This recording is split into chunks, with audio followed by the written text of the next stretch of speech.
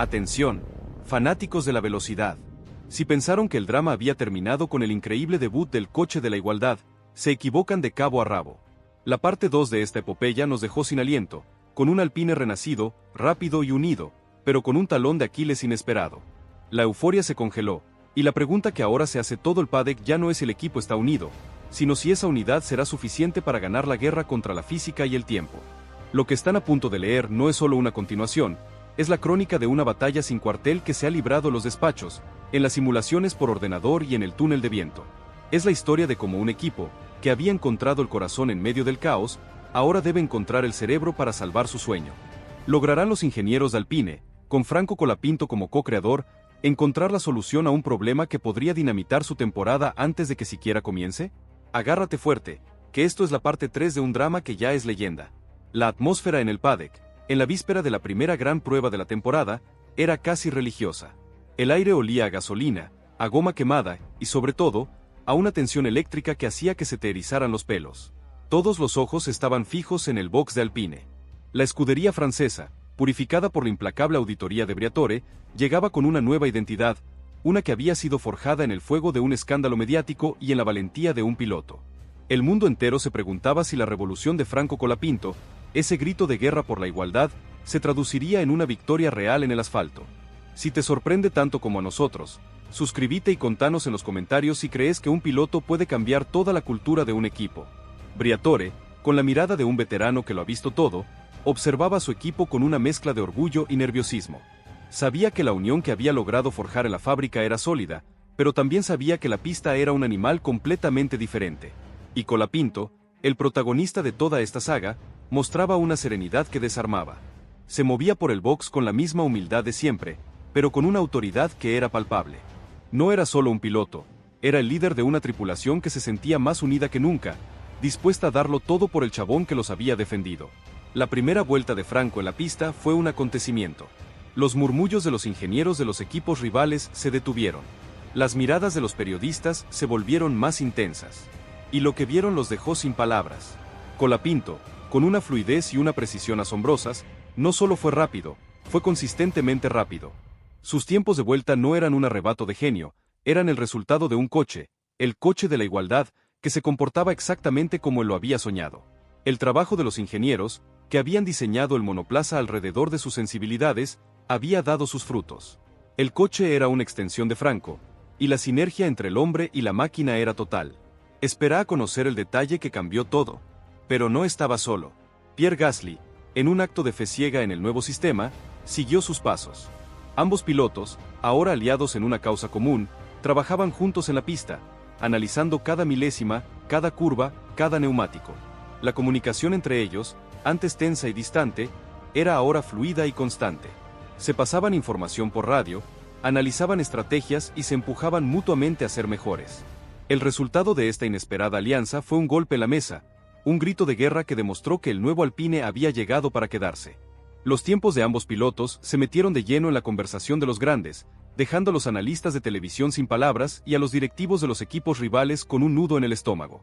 La reacción de la competencia fue inmediata y brutal. En los boxes de Red Bull, Mercedes y McLaren, los ingenieros miraban los monitores con una mezcla de incredulidad y miedo. ¿Qué estaba pasando en Alpine? La crisis que todos habían creído que los destruiría, los había fortalecido. La unidad que habían forjado en el fuego de la polémica se había traducido en una velocidad real en la pista. El efecto Colapinto no era solo un truco de marketing, era una realidad palpable. Los directores de los equipos rivales, que se habían reído de la apuesta de Briatore, ahora miraban con respeto, con la certeza de que habían subestimado a un genio. El monstruo que tanto temían había nacido, y tenía nombre, Alpine. Si te sorprende tanto como a nosotros, compartí esta noticia en tus redes y contanos en los comentarios qué pensás de esta limpieza en Alpine. Pero, como en toda gran epopeya, la victoria no fue total. En medio de la euforia por los excelentes tiempos de vuelta y la increíble unidad del equipo, un nuevo problema, aún más complejo, estaba a punto de emerger. Al final de la jornada de pruebas, cuando los ingenieros de Alpine analizaban los datos, se dieron cuenta de algo que los dejó helados. Aunque el coche de la igualdad era increíblemente rápido en las curvas y tenía una puesta a punto perfecta para los pilotos, mostraba un desgaste de neumáticos inesperadamente alto. No era un problema grave, pero era un punto débil. Un talón de Aquiles que, en una carrera real, podría ser la diferencia entre el podio y la mediocridad. El silencio en el box, que minutos antes había estado lleno de euforia, se volvió tenso. Briatore, con su mirada de veterano, lo entendió de inmediato. La batalla interna por la igualdad había sido ganada, pero la guerra por la victoria, la guerra contra la física y la ingeniería, apenas había comenzado. La unidad del equipo, la confianza de Franco, la audacia de Briatore, todo era inútil si no podían solucionar ese problema. La pista, ese juez implacable, les había dado una lección de humildad, recordándoles que en la Fórmula 1 no basta con tener al equipo unido, también hay que tener el coche perfecto. Franco Colapinto, que había salido de la pista con una sonrisa de satisfacción, se topó con el silencio del box. Al ver los rostros de los ingenieros, lo entendió todo. Se acercó a su equipo con la misma humildad que lo caracteriza, sin reproches, sin culpar a nadie. El coche es increíble, dijo. Es el coche que siempre soñé. Ahora, tenemos un problema que resolver. Y lo vamos a resolver juntos. Como un equipo. Sus palabras, lejos de ser un simple consuelo, fueron un recordatorio de que la batalla por la igualdad no había sido solo para ganar en la pista, sino para crear la mentalidad que se necesitaba para enfrentar lo que nadie se atrevió a contar, el backstage de una purga despiadada. Si pensaste que el estallido de Franco Colapinto y la explosión de Flavio Briatore en Hungría habían sido el clímax, te equivocás de punta a punta. Lo que vino después no fue un simple ajuste, fue una auténtica carnicería en el organigrama de Alpine, una limpieza brutal que dejó a muchos con la boca abierta y a otros, simplemente, sin trabajo. La tensión que se respiraba en el paddock era una cosa, pero la que se desató puertas adentro de la fábrica fue directamente de película. ¿Qué pasó con los ingenieros que se atrevieron a desafiar a Briatore? ¿Qué encontró el director en los datos del equipo que lo hizo perder la cabeza? Y, lo más importante, cómo un piloto argentino se convirtió en el líder de una revolución que hizo temblar hasta los peces gordos de la FIA. Agárrate fuerte porque esto es la segunda parte de la historia más picante de la Fórmula 1. La resaca de Hungría se sintió como una resaca de las que dejan huella, una mezcla de vergüenza, dolor de cabeza y una imperiosa necesidad de cambiarlo todo. Las palabras de Franco, ese grito de no se puede competir así, no se disiparon en el aire, se incrustaron en el ADN de la escudería Alpine, obligando a los responsables a actuar. Lo que vino después no fue un simple ajuste, fue una auténtica cirugía mayor, una reestructuración tan profunda que en los pasillos de la fábrica la llamaron la purga silenciosa. La promesa de incluir a Franco en las reuniones clave de desarrollo del monoplaza no fue una medida paliativa, fue el detonante de una nueva era. La verdad, ese tesoro que Colapinto y la afición tanto habían reclamado, por fin se hacía visible en las entrañas de la fábrica. Si te sorprende tanto como a nosotros, suscríbete y contanos en los comentarios si crees que un piloto puede cambiar toda la cultura de un equipo. Briatore, con la mirada de un veterano que lo ha visto todo, convocó a los ingenieros jefes en su despacho. La atmósfera era de máxima presión, pero esta vez, con una diferencia fundamental. Las voces ya no subían de tono, no había recriminaciones, solo el intercambio de ideas, de datos y de propuestas. El director italiano, lejos de castigar, alentó a su equipo a pensar fuera de la caja. Nuestra fuerza es la unidad que hemos encontrado. No dejemos que este problema nos divida. Seamos el equipo más inteligente del paddock, les dijo, en una muestra de liderazgo que dejó a todos sin palabras. Pero lo más fuerte llegó cuando, Briatore, con la contundencia que lo caracteriza, no solo se quedó en palabras. Inició lo que en los pasillos de la fábrica se conoció como la purga silenciosa. Aquellos ingenieros y estrategas que se sintieron cómodos en la mediocridad de la media tabla, aquellos que se resistían a la autocrítica, se encontraron de la noche a la mañana con una puerta abierta. La tolerancia con los mediocres se había terminado.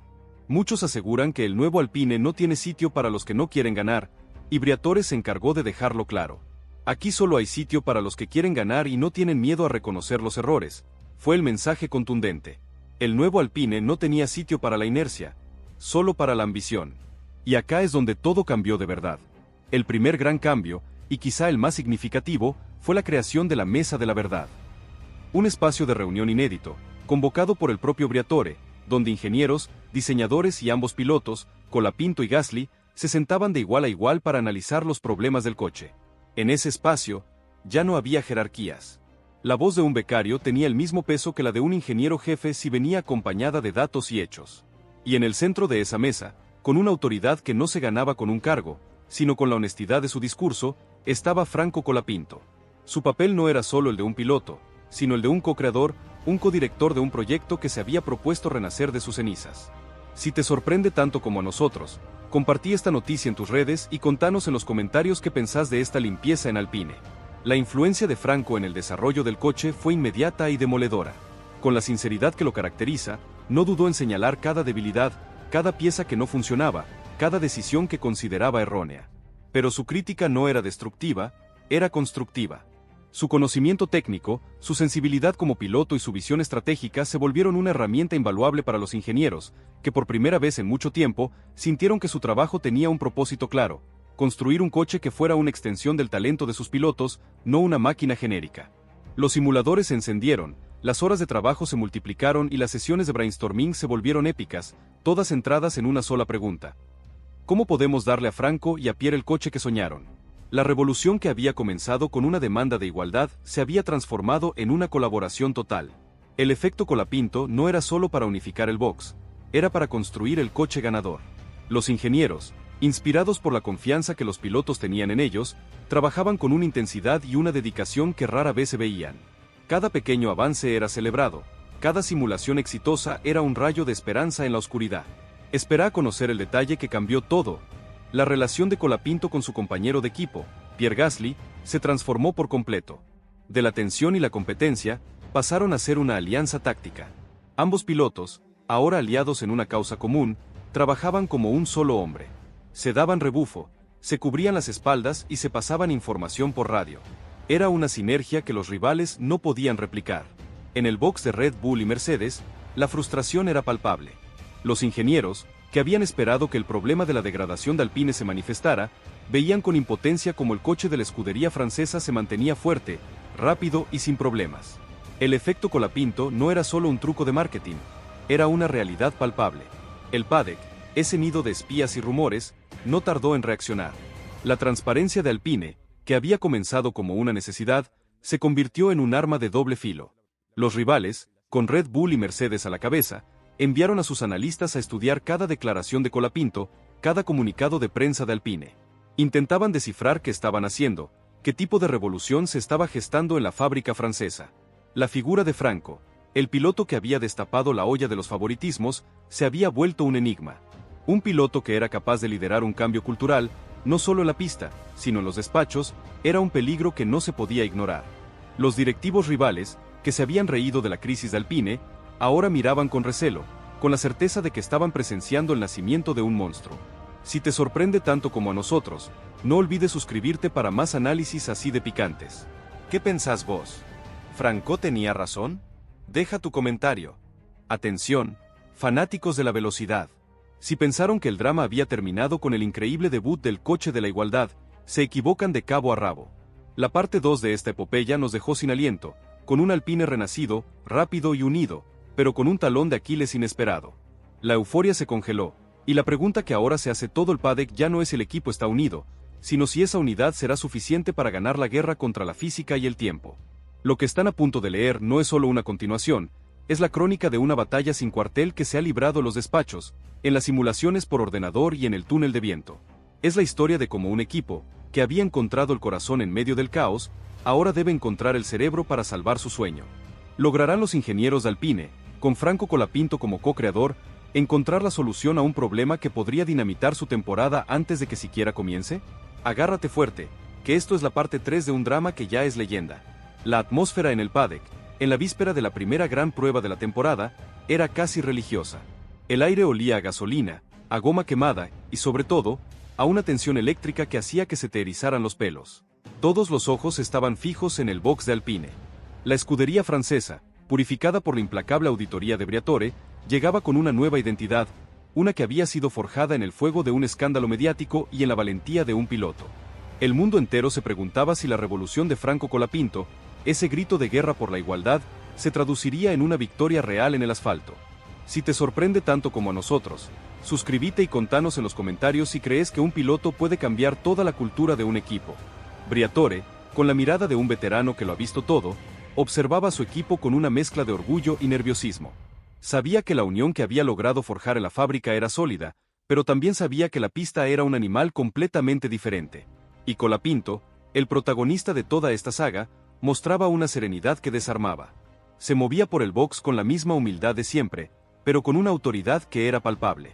No era solo un piloto, era el líder de una tripulación que se sentía más unida que nunca, dispuesta a darlo todo por el chabón que los había defendido. La primera vuelta de Franco en la pista fue un acontecimiento. Los murmullos de los ingenieros de los equipos rivales se detuvieron. Las miradas de los periodistas se volvieron más intensas. Y lo que vieron los dejó sin palabras. Colapinto, con una fluidez y una precisión asombrosas, no solo fue rápido, fue consistentemente rápido. Sus tiempos de vuelta no eran un arrebato de genio, eran el resultado de un coche, el coche de la igualdad, que se comportaba exactamente como él lo había soñado. El trabajo de los ingenieros, que habían diseñado el monoplaza alrededor de sus sensibilidades, había dado sus frutos. El coche era una extensión de Franco, y la sinergia entre el hombre y la máquina era total. Espera a conocer el detalle que cambió todo. Pero no estaba solo. Pierre Gasly, en un acto de fe ciega en el nuevo sistema, siguió sus pasos. Ambos pilotos, ahora aliados en una causa común, trabajaban juntos en la pista, analizando cada milésima, cada curva, cada neumático. La comunicación entre ellos, antes tensa y distante, era ahora fluida y constante.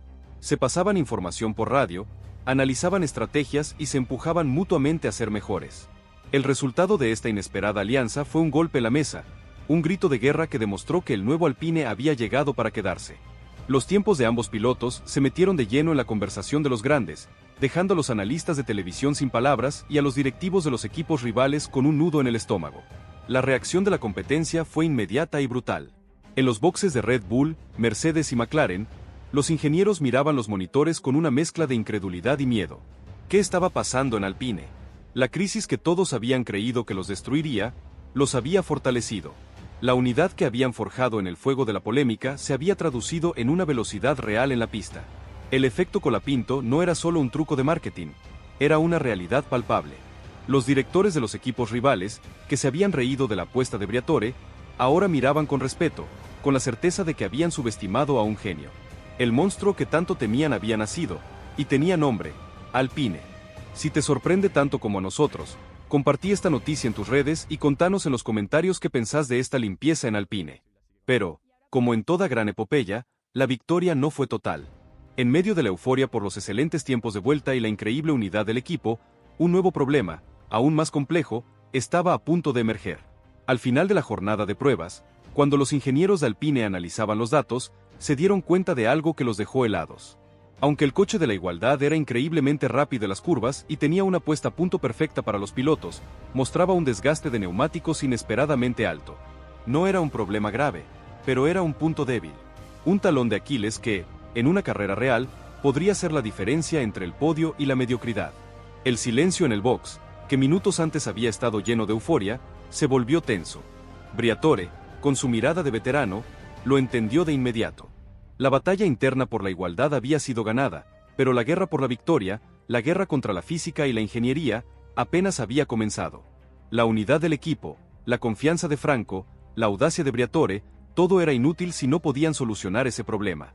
La pista, ese juez implacable, les había dado una lección de humildad, recordándoles que en la Fórmula 1 no basta con tener al equipo unido, también hay que tener el coche perfecto. Franco Colapinto, que había salido de la pista con una sonrisa de satisfacción, se topó con el silencio del box. Al ver los rostros de los ingenieros, lo entendió todo. Se acercó a su equipo con la misma humildad que lo caracteriza, sin reproches, sin culpar a nadie. El coche es increíble, dijo. Es el coche que siempre soñé. Ahora, tenemos un problema que resolver. Y lo vamos a resolver juntos. Como un equipo. Sus palabras, lejos de ser un simple consuelo, fueron un recordatorio de que la batalla por la igualdad no había sido solo para ganar en la pista, sino para crear la mentalidad que se necesitaba para enfrentar desafíos como este. Atención, fanáticos de la velocidad. Si pensaron que el drama había terminado con el increíble debut del coche de la igualdad, se equivocan de cabo a rabo. La euforia se congeló, y la pregunta que ahora se hace todo el paddock ya no es si el equipo está unido, sino si esa unidad será suficiente para ganar la guerra contra un enemigo invisible que se esconde en cada curva, el desgaste de neumáticos. Lo que están a punto de leer no es solo una continuación, es la crónica de una batalla sin cuartel que se ha librado en los despachos, en las simulaciones por ordenador y en el túnel de viento. Es la historia de cómo un equipo, que había encontrado el corazón en medio del caos, ahora debe encontrar el cerebro para salvar su sueño. ¿Lograrán los ingenieros de Alpine, con Franco Colapinto como co-creador, encontrar la solución a un problema que podría dinamitar su temporada antes de que siquiera comience? Agárrate fuerte, que esto es la parte 4 de un drama que ya es leyenda. El aire en el box de Alpine se había vuelto denso, pesado, casi asfixiante. La euforia, esa explosión de adrenalina que había acompañado el debut del coche de la igualdad, se había evaporado tan rápido como el rocío en una mañana de verano. En su lugar, un silencio tenso, un silencio de funeral, se apoderó de cada rincón.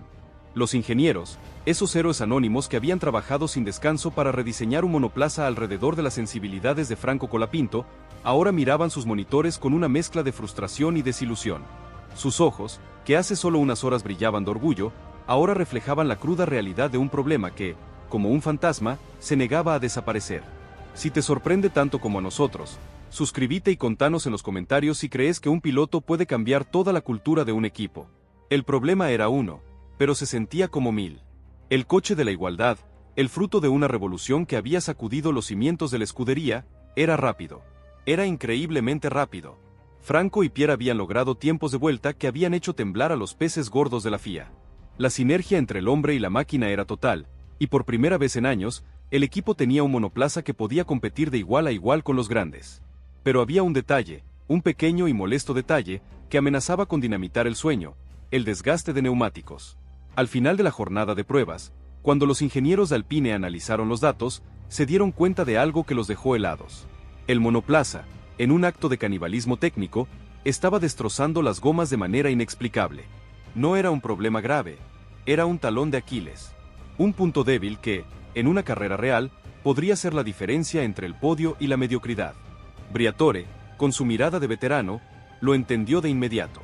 La batalla interna por la igualdad había sido ganada, pero la guerra por la victoria, la guerra contra la física y la ingeniería, apenas había comenzado. La unidad del equipo, la confianza de Franco, la audacia de Briatore, todo era inútil si no podían solucionar ese problema. La pista, ese juez implacable, les había dado una lección de humildad, recordándoles que en la Fórmula 1 no basta con tener al equipo unido, también hay que tener el coche perfecto. Franco Colapinto, que había salido de la pista con una sonrisa de satisfacción, se topó con el silencio del box. Al ver los rostros de los ingenieros, lo entendió todo. Se acercó a su equipo con la misma humildad que lo caracteriza, sin reproches, sin culpar a nadie. El coche es increíble, dijo. Es el coche que siempre soñé. Ahora, tenemos un problema que resolver. Y lo vamos a resolver juntos. Como un equipo. Sus palabras, lejos de ser un simple consuelo, fueron un recordatorio de que la batalla por la igualdad no había sido solo para ganar en la pista, sino para crear la mentalidad que se necesitaba para enfrentar desafíos como este. El efecto Colapinto había cumplido su primera misión: unificar al equipo. Ahora, su segunda misión, la más difícil, estaba por comenzar. La nueva mesa de la verdad, ese espacio de reunión inédito, se volvió a convocar. Pero esta vez, el ambiente era diferente. Ya no era un espacio para purgar la mediocridad, era un laboratorio de crisis. Las discusiones eran intensas, llenas de datos, de telemetría y de preguntas sin respuesta. El foco estaba en un solo punto: encontrar la solución al problema del desgaste de neumáticos.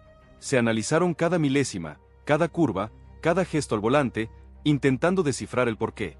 ¿Era un problema aerodinámico? ¿Era la suspensión? ¿Era la manera en que los pilotos se subían a los pianos? La respuesta, como un fantasma, se negaba a aparecer. Si te sorprende tanto como a nosotros, compartí esta noticia en tus redes y contanos en los comentarios qué pensás de esta limpieza en Alpine. Mientras tanto, el paddock, ese nido de espías y rumores, ya había olido la sangre. Los ingenieros de los equipos rivales, que se habían quedado sin palabras con la velocidad Alpine, ahora miraban con una sonrisa de satisfacción. Habían encontrado el talón de Aquiles. Red Bull, Mercedes y Ferrari, los tres gigantes de la Fórmula 1, estaban ahora trabajando activamente para explotar esa debilidad. Sabían que en una carrera real, donde las gomas son la clave de la victoria, un problema así podría ser fatal. La narrativa de los medios, que antes se dedicaba a contar la historia de una resurrección, ahora se enfocaba en la nueva crisis de Alpine. Los titulares, que antes elogiaban el coraje de Franco, ahora se preguntaban si la revolución había sido un simple espejismo, un castillo de naipes a punto de colapsar. Pero Colapinto no se quedó de brazos cruzados. Lejos de culpar al coche o a los ingenieros, se convirtió en el detective del problema. En los simuladores, pasó horas y horas, analizando cada milisegundo de sus vueltas, intentando encontrar la clave. Trabajó codo a codo con Pierre Gasly, el otro pilar de esta revolución, en una alianza que se había fortalecido en la crisis. Ambos pilotos, ahora aliados en una causa común, se pasaban información por radio, analizaban estrategias y se empujaban mutuamente a ser mejores. El coche de la igualdad era un arma de doble filo, pero en manos de Franco y Pierre, se estaba convirtiendo la herramienta perfecta para resolver el problema. Y acá es donde todo cambió de verdad. El plan secreto de Colapinto se puso en marcha. Franco, con la tranquilidad que lo caracteriza, le presentó a su equipo una idea audaz, arriesgada, pero que podría ser la solución. No podemos sacrificar la velocidad, les dijo. El coche es increíblemente rápido. El problema no es el coche. El problema es la forma en que el coche interactúa con los neumáticos.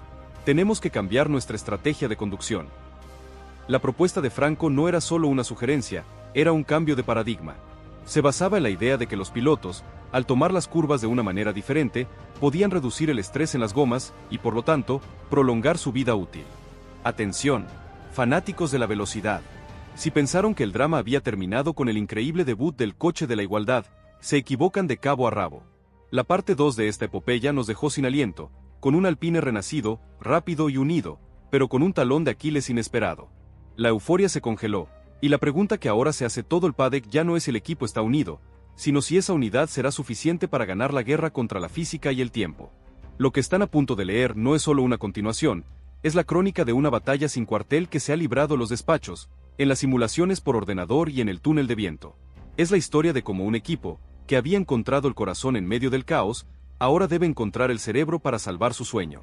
¿Lograrán los ingenieros de Alpine, con Franco Colapinto como co-creador, encontrar la solución a un problema que podría dinamitar su temporada antes de que siquiera comience? Agárrate fuerte, que esto es la parte 3 de un drama que ya es leyenda. La atmósfera en el paddock, en la víspera de la primera gran prueba de la temporada, era casi religiosa. El aire olía a gasolina, a goma quemada y, sobre todo, a una tensión eléctrica que hacía que se te erizaran los pelos. Todos los ojos estaban fijos en el box de Alpine. La escudería francesa, purificada por la implacable auditoría de Briatore, llegaba con una nueva identidad, una que había sido forjada en el fuego de un escándalo mediático y en la valentía de un piloto. El mundo entero se preguntaba si la revolución de Franco Colapinto, ese grito de guerra por la igualdad, se traduciría en una victoria real en el asfalto. Si te sorprende tanto como a nosotros, suscríbete y contanos en los comentarios si crees que un piloto puede cambiar toda la cultura de un equipo. Briatore, con la mirada de un veterano que lo ha visto todo, observaba a su equipo con una mezcla de orgullo y nerviosismo. Sabía que la unión que había logrado forjar en la fábrica era sólida, pero también sabía que la pista era un animal completamente diferente. Y Colapinto, el protagonista de toda esta saga, mostraba una serenidad que desarmaba. Se movía por el box con la misma humildad de siempre, pero con una autoridad que era palpable. No era solo un piloto, era el líder de una tripulación que se sentía más unida que nunca, dispuesta a darlo todo por el chabón que los había defendido. La primera vuelta de Franco en la pista fue un acontecimiento. Los murmullos de los ingenieros de los equipos rivales se detuvieron. Las miradas de los periodistas se volvieron más intensas. Y lo que vieron los dejó sin palabras. Colapinto, con una fluidez y una precisión asombrosas, no solo fue rápido, fue consistentemente rápido. Sus tiempos de vuelta no eran un arrebato de genio, eran el resultado de un coche, el coche de la igualdad, que se comportaba exactamente como él lo había soñado. El trabajo de los ingenieros, que habían diseñado el monoplaza alrededor de sus sensibilidades, había dado sus frutos. El coche era una extensión de Franco, y la sinergia entre el hombre y la máquina era total. Espera a conocer el detalle que cambió todo. Pero no estaba solo. Pierre Gasly, en un acto de fe ciega en el nuevo sistema, siguió sus pasos. Ambos pilotos, ahora aliados en una causa común, trabajaban juntos en la pista, analizando cada milésima, cada curva, cada neumático. La comunicación entre ellos, antes tensa y distante, era ahora fluida y constante. Se pasaban información por radio, analizaban estrategias y se empujaban mutuamente a ser mejores. El resultado de esta inesperada alianza fue un golpe en la mesa, un grito de guerra que demostró que el nuevo Alpine había llegado para quedarse. Los tiempos de ambos pilotos se metieron de lleno en la conversación de los grandes, dejando a los analistas de televisión sin palabras y a los directivos de los equipos rivales con un nudo en el estómago. La reacción de la competencia fue inmediata y brutal. En los boxes de Red Bull, Mercedes y McLaren, los ingenieros miraban los monitores con una mezcla de incredulidad y miedo. ¿Qué estaba pasando en Alpine? La crisis que todos habían creído que los destruiría, los había fortalecido. La unidad que habían forjado en el fuego de la polémica se había traducido en una velocidad real en la pista. El efecto Colapinto no era solo un truco de marketing, era una realidad palpable. Los directores de los equipos rivales, que se habían reído de la apuesta de Briatore, ahora miraban con respeto, con la certeza de que habían subestimado a un genio. El monstruo que tanto temían había nacido, y tenía nombre: Alpine. Si te sorprende tanto como a nosotros, compartí esta noticia en tus redes y contanos en los comentarios qué pensás de esta limpieza en Alpine. Pero, como en toda gran epopeya, la victoria no fue total. En medio de la euforia por los excelentes tiempos de vuelta y la increíble unidad del equipo, un nuevo problema, aún más complejo, estaba a punto de emerger. Al final de la jornada de pruebas, cuando los ingenieros de Alpine analizaban los datos, se dieron cuenta de algo que los dejó helados. Aunque el coche de la igualdad era increíblemente rápido en las curvas y tenía una puesta a punto perfecta para los pilotos, mostraba un desgaste de neumáticos inesperadamente alto. No era un problema grave, pero era un punto débil. Un talón de Aquiles que, en una carrera real, podría ser la diferencia entre el podio y la mediocridad. El silencio en el box, que minutos antes había estado lleno de euforia, se volvió tenso. Briatore, con su mirada de veterano, lo entendió de inmediato. La batalla interna por la igualdad había sido ganada, pero la guerra por la victoria, la guerra contra la física y la ingeniería, apenas había comenzado. La unidad del equipo, la confianza de Franco, la audacia de Briatore, todo era inútil si no podían solucionar ese problema. La pista, ese juez implacable, les había dado una lección de humildad, recordándoles que en la Fórmula 1 no basta con tener al equipo unido, también hay que tener el coche perfecto. Franco Colapinto, que había salido de la pista con una sonrisa de satisfacción, se topó con el silencio del box. Al ver los rostros de los ingenieros, lo entendió todo. Se acercó a su equipo con la misma humildad que lo caracteriza, sin reproches, sin culpar a nadie. El coche es increíble, dijo. Es el coche que siempre soñé. Ahora, tenemos un problema que resolver. Y lo vamos a resolver juntos. Como un equipo. Sus palabras, lejos de ser un simple consuelo, fueron un recordatorio de que la batalla por la igualdad no había sido solo para ganar en la pista, sino para crear la mentalidad que se necesitaba para enfrentar desafíos como este.